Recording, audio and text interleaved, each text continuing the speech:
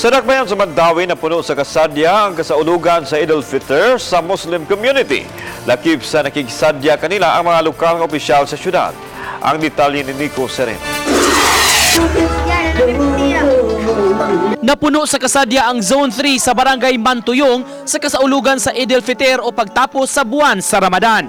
Sa ilang moske nagkatapok ang Muslim community aron magsaulog uban ang kahigalaan ug pamilya. Dunay videoke nga gikalingawan sa uban. Siyempre may salo-salo nga gihimo aron sila maghiusa. Gibida dinhi ang lain-laing mga putahe sama nini mga isda ug karne sa kabaw. Nangunay sa selebrasyon ang organisasyon nga MUMAR o Mandawi United Muslim Association for Reform. Ingon man ang kahugpungan sa kababayenan ang MWAR o Muslim Women's Association for Reform. Mas mauna sila makakita, makasight sa moon. Mo nang mas magkuhan. Pero day lang na siya magkakuhan dayon diferensya. Na siya. Pero mostly kasagaran siya karon today gyud.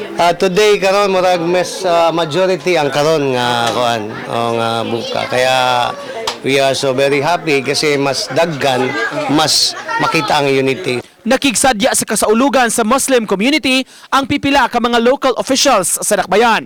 Lakip sila sa mga bisita ug dungan nga nakigsaw sa selebrasyon. Sa sunod nga kasaulugan, nagplano ang kadagkuan sa komunidad nga adto na kinihimuon sa mas dako nga lugar sama sa sports complex. Complex sa naong. Kasi kanang sunod na Idil Adha dito mi sa kuan na complex. Uban ni Godfrey Relien, Nico Sereno, Balitang Bisdak.